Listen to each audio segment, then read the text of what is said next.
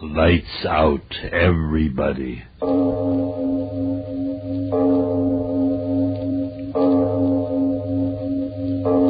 It is later than you think.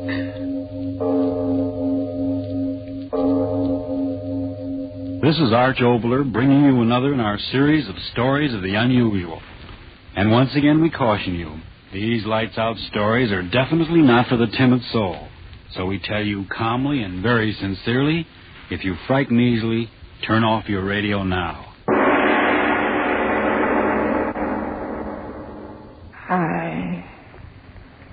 I know.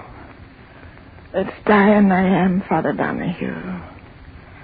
And old as I am, I'm not ready to die until... come closer, Father, and hear my miserable confession. You know me as a good woman of the village. Yet I've heard what you say. There's no finer old woman in all the islands than the widow Danelle. But that's not so, Father Donahue. And if I'm to meet all my old friends in the island of paradise, then hear me out and pray for me. You know my sons, Thomas and Paddy, born on the same cold winter's night they were. And the firstborn, Thomas, was as good as an angel in paradise. But the second, the one I named Paddy, was evil from the moment he took his first breath of God's good air. It was Thomas that carried the load of the family on his back, fishing from early to late. But Paddy, that rake, drinking and brawling and running from work as if the devil himself was pulling him away. I pray to the good God every night that some goodness come into the man's heart. But with every year he grew worse, stealing what his crooked tongue couldn't talk away from honest men. But his brother Thomas, he repaid me for all the trouble. A good boy. And when it came to me with the word that he was to marry Eileen, the heart in me sang, for the good God always meant for the two of them to be together. How I remember the day of the wedding. The sun shining, and the sky and the sea smooth as a baby's cheek. I was so happy, little knowing of the horror of what was to come. It was a happy morning. So happy. Listen to the mother. Did you ever hear a happier sound in all creation? Why shouldn't they be happy, Thomas? It's not every day that such a blessed marriage comes in the island. The prettiest girl in all the Blaskets waiting to be your bride as soon as the sun starts setting. My bride? Mother, that's a grand word. I'm happy for you, my son. I wonder where Paddy can be. Paddy? Yes, he isn't around. You know where he is. That's rake. It'll be a better wedding without him. Oh, now, Mother, don't say things like that. After all, he's your son and my brother. I've got a sorrow in my heart as he's drinking and brawling. Paddy, you did come. Speak of it, Jibber. And why shouldn't I be here? There's an honest stranger that are welcome at your wedding. Oh, no, Paddy, that's not the way to talk. There's food and drink and... No, wait a minute. I've got more important things to do than to be filling me belly. Listen to me, Brother Thomas. Is your head that full of weddings that it can't get a chance of making us all richer than a Yankee? What do you mean? Yes, speak up, Paddy. What devilment are you up to now? Devilment nothing. It's honest money I'm talking about. And may the next pipes and tobacco be at me on wake if I'm not telling you the truth. I'm listening, Paddy. Let's hear what you have to say. Do you remember the hulk of a ship that was wrecked off in East Nabro a bit ago? Well? Well, I went there yesterday to see if there was anything worth having. Listen to me, brother. In the bottom of a pool no deeper than this room is lying enough bolts of copper and brass to make you and me the richest men on the island. What? You can believe there is. Wouldn't you rather bring the bride a pocketbook filled with gold sovereigns than the empty leather you've got now? But, Paddy, wish you, Mother. You talk to the men. But if it's in the sea, it'll wait until after the wedding. Wait, will it? And with those Inish boats sailing all around the place, I tell you it's now or never. And may my sword to the devil if I'm not saying true words. Thomas, it would be nice to have a bit of money in the house. Yes. Well, then what are you waiting for? You've got a boat big enough to handle the stuff, and I'll be there to help you. And in 3 hours you can be back here dancing. It's Eileen. Let her have the word whether you stay or go. Stay or go where, Mother Danelle? What's going on, Thomas? Well, You see, Eileen... you're the day short. Let me say it. Eileen, there's a fortune in brass and copper bolts waiting for us in water no deeper than a man's neck, over off Innisnabro. And Tommy here thinks you'd be fool enough to say no to his going. But must he go now? The sea doesn't wait. He'd be back in 3 hours, Eileen. I just think, Eileen, you'd have it just for every day of the week. Thomas, do you want to go? We could build a new house with the money. Mother Danelle, do you think Thomas should go now? I mean, with all them out there? Well, we're so poor, and Thomas, young as he is, so worn and weary from work. Maybe this is God's blessing, a gift from heaven for putting our faith in him who watches over all of us. God's blessing is right. £100. And we'll be the kings of the island. Come on now. We can take the side path down the cliff. Wait, brother. Eileen, is it your wish?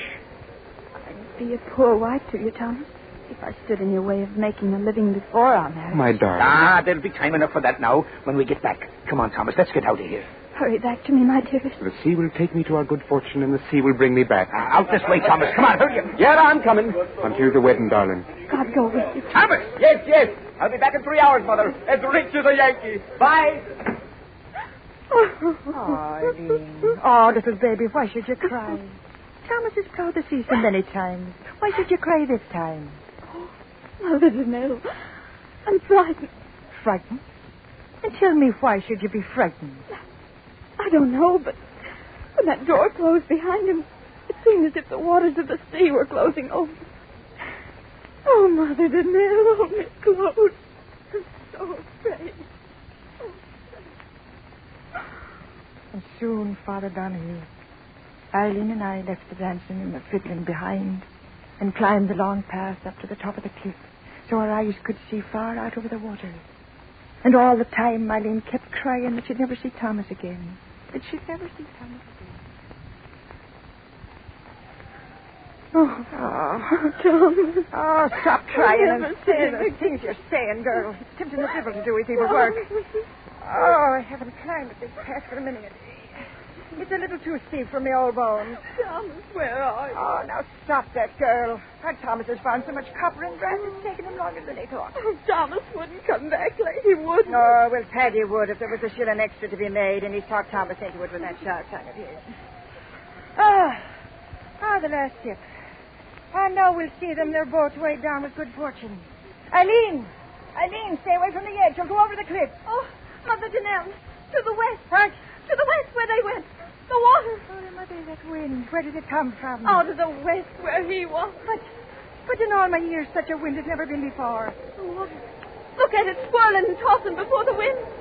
It's dead. No. My Thomas dead. No. Dead. Stop saying that. He's not dead, my Thomas. Eileen, come back here. Come back from here. Oh, that was a time, Father Donahue. The wind grew wilder and wilder. In a minute, the sea was pounding at the base of the cliff. And the girl shrieking she wanted to die with Thomas. And me frightening her back from the edge and praying to the good God to give me old arms the strength to hold her back until she came to her senses. None of us got a wink of sleep till the light of morning. Oh, that wind. I can hear it now. Snarling and talking.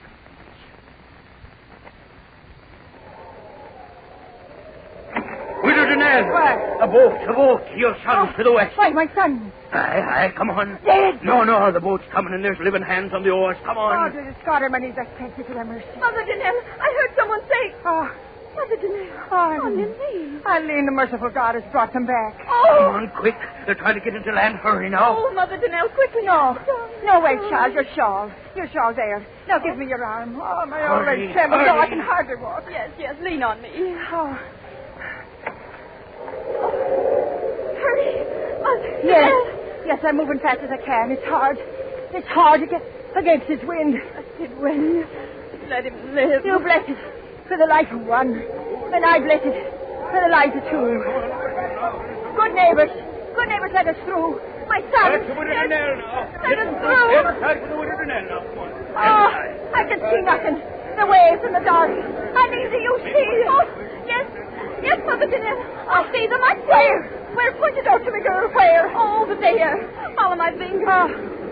Oh, Mary, they're coming back. Yes, I see the boat. Oh, blessed boat. I see it. Praise God, I see it. One. There's only one No. boat. No, what are you saying? Thomas! Teddy! Mother Kate, come back! The waves! The girl's right. There's only one in the boat. Waves! The boat's in! Thomas! Oh, no. No, Eddie, wait for me. My son, take me to him. Oh, yes, forgive me. Come, I'll help you. Margot, girl, I didn't good girl. Oh, which one? Thomas, I know it. Thomas, I know it. Yes, Thomas, the good Thomas, he lives. Stand aside, everybody. Let the widow Danelle and the girl through now. Let them through. Let Some me other. go. No one. My son, which one? Well, I'm back, Mother. Are you pleased to see me? Paddy. Oh! Please, stand back now. You, Paddy.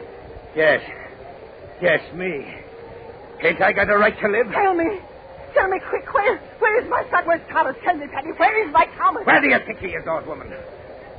Dead at the bottom of the sea.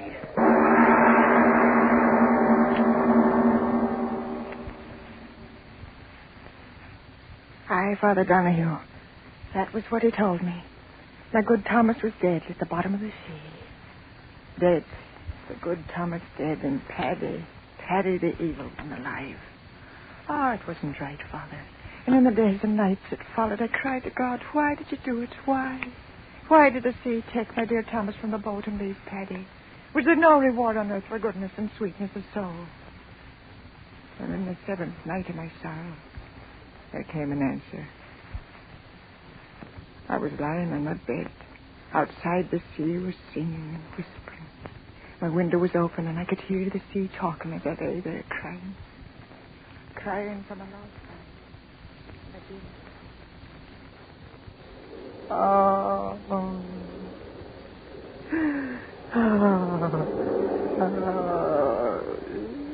Do not cry, Mother. Mother. I heard a voice. You heard me, Mother. Thomas's voice. Oh, no. No, it's some wildness in my weary head. Mother, I am so weary. You must listen. Oh, dearest God. Why do you do this to me? My son is dead. Dead in the sea. Why do you bring me the memory of his voice? Mother, believe me. If I could only see you, I would believe. Oh, no. The horror the sea made of me.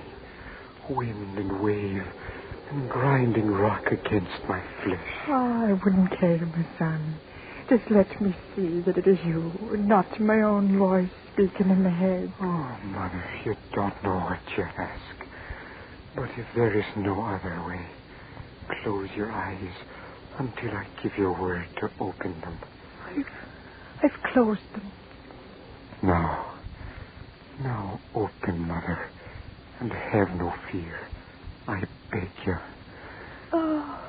This was Thomas. Oh, no. Mother, why did he murder me? Murder? The sea was calm.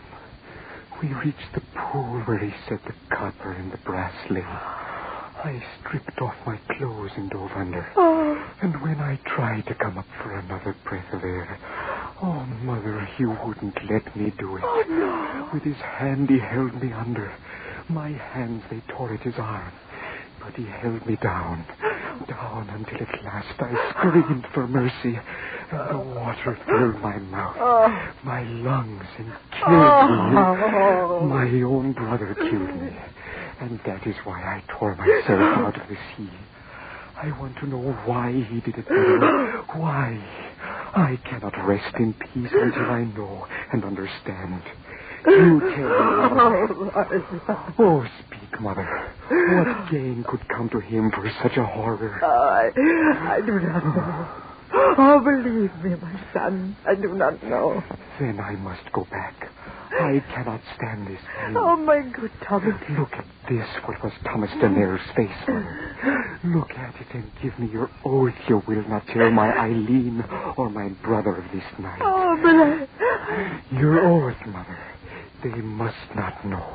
You hear me? They must not know. I swear, Thomas. Oh, merciful one, this pain. I go, Mother. Where? Back to the sea. And will we ever meet again, my son? Yes. The day I find out why he made me drown, I will return, Mother. I will return. Thomas, my son, come back. Oh, my son. My son. But he was gone, Father Donahue. Gone back to his nameless grave at sea. Then it happened.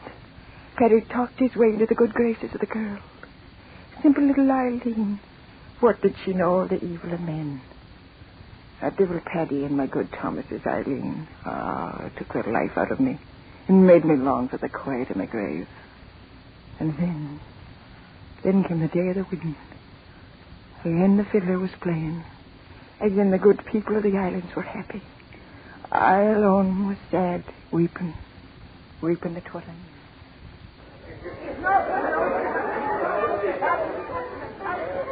Oh, Mother Danelle, why do you sit here apart from all the rest and weep? I'm not weeping, girl. For weeks you've been so sad. Can't you find a little joy in your heart for this day of my marriage to your own son? My son. Well, I do not love him as I did dear Thomas. May he rest in peace. But Thomas himself told Paddy that if he died, he wished that Paddy'd care for him. And, Mother Danelle, what is it? Your face so strange. Now he knows. I just remembered. Now he knows. Who knows? What are you saying? There you are, my little bride-to-be. Why waste your wedding day with this old woman? Mother of mine though she be, her face is sour enough to curdle milk. Come on away now. No, wait, Paddy. Mother Danelle, you must tell me. What is it that makes you stare at Paddy with such an awful look? That's the look she's always had. Look how the sun glints on the sea. It's a day for a king. And I'm a king marrying the girl I've always wanted. Come, kiss me, Eileen. Kiss me so that all shall see me kissing the prettiest bride in all Ireland. No, please. Kiss me. Let the sky and the sea... Mother Danelle. What did you make that sound for, old woman? What's going on around here? No, Who takes it? Now then, speak up, Mother. Why did you shriek like that? The sea. What of the sea? What are you pointing your bony finger at out there? What are you... Look, at the water's edge. Say, what is... Something's coming out of the sea. Look, something's coming out of the sea. That's right. I see it now. It's a seal, that's what it is, a seal. Where's the club? I'm looking It's not a sea. Huh? It's a man. Look, man. Bones. Just bones. Let's get out of here. Eileen, do not look. Do not look. Oh, Blessed Mary, she's fainted. She will not see. What is it? I can't move. I cannot move. No, you cannot move, my brother. You cannot move. That voice. Bones and little flesh, and yet you know the voice. Thomas, your brother Thomas, come back again. No. Because now he knows. No. Now he knows. No. Knows what? Why you murdered me. Your flesh and blood. I heard it from your own lips. You wanted my Eileen always. That's why you did it. Your clever tongue can no longer save you, brother of mine. I have come a painful way to get you. No, you won't get me, dead thing. No, I'll get away. I'll run. And so he ran, Father Donahue. He turned and ran up the path that led to the top of the cliff. And behind him, slowly sobbing with the pain that tore at his dead bones, climbed my dead Thomas after him. And after Thomas, dragging my old bones, I went. Oh, for they were my sons, and I had to see that right was done. Up until at last Paddy stood on the very edge, the sea 500 feet below, shrieking and yelling and wailing. He stood there shrieking at that horrible thing. But once with his son. No, nothing. Stay back. You bones of Bill, stay back. I Back. come for you, my brother. No. I come for... No. He fell. Mother, see, he didn't get me. Those rotten bones gave way beneath him. He didn't get me, Mother. Mother, what are you going to do? Mother!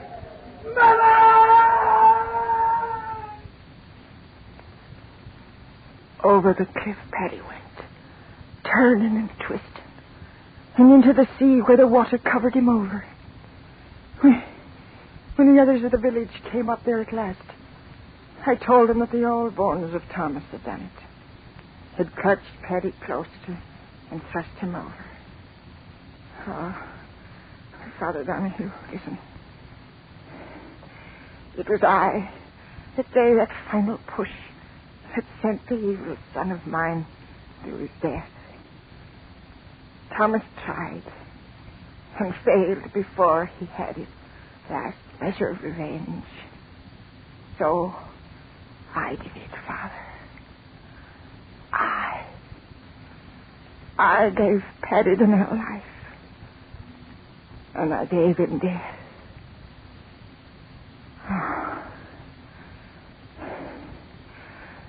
Is there any forgiveness in heaven for what I did?